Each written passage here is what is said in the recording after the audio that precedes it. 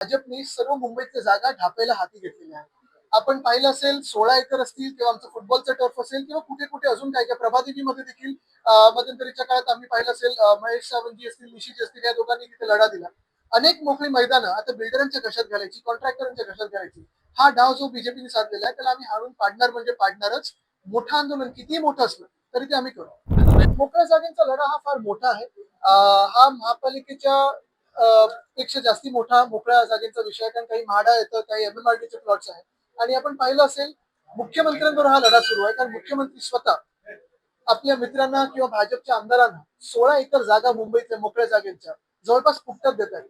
म्हणजे तो जो एक अंधेरीतला प्लॉट दिलेला आहे जवळपास 400 कोटीचा प्लॉट 21 लाखात दिलेला आहे आणि 21 लाख पर इयर म्हणजे काहीच नाही. 2 म्हाडाचे प्लॉट फ्री ऑफ कॉस्ट दिले. त्याच्या विरुद्ध आमचा मोर्चाची तयारी सुरू आहे.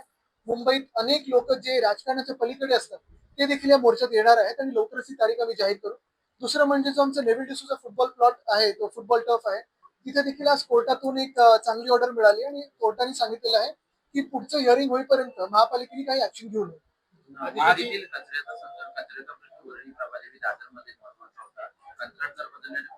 कंत्राटदार हा दिल्लीवरनं आला असं मला कळतं. एका मोठ्या मंत्र्याचा माणूस असं आम्हाला कळतं. पण ह्याच्याही पुढे जाऊन महत्वाची गोष्ट म्हणजे आम्ही आपल्याला आठवत असेल 2-3 दिवसापूर्वी मोठा एक मोर्चा काढला होता वॉर्ड पुरता आणि आता जर तिथे काही थांबलं नाही तर आम्हाला मुंबईतून मोर्चा हा महापालिकेवर आणायला लागेल. आणि त्याची तुम्ही एकीकडे मुंबई महानगरपालिकेत येतात विविध विषयासंदर्भात बैठक आहे दुसरीकडे तुमच्या निकटवर्ती एकीकडे असणारे सचिन आयर देखील ऍक्टिव्ह झालेले आहेत मुंबईच्या प्रश्नासंदर्भात आणि नगरसेवकांच्या बैठका देखील घेतात. चांगलं आणखी सुधार समितीमध्ये पुन्हा एकदा म्हणजे मुंबई अध्यक्ष भाजपचे पत्र देतात आणि मग तो प्रस्ताव येतो आणि मग त्या प्रस्तावाचं आरक्षण बदलतं. पुन्हा पुढचं मुद्दा हाच आहे की भाजपने सर्व मुंबईतल्या जागा ढापायला हाती घेतलेल्या आहेत.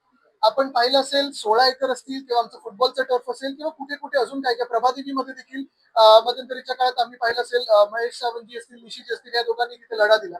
अनेक मोकळी मैदानं आता बिल्डरांच्या कशात घालायची कॉन्ट्रॅक्टरांच्या कशात घालायची हा डाव जो बीजेपीने साधलेला आहे त्याला आम्ही हाणून पाडणार म्हणजे पाडणारच. मोठं आंदोलन कितीही मोठं असलं तरी ते आम्ही करू.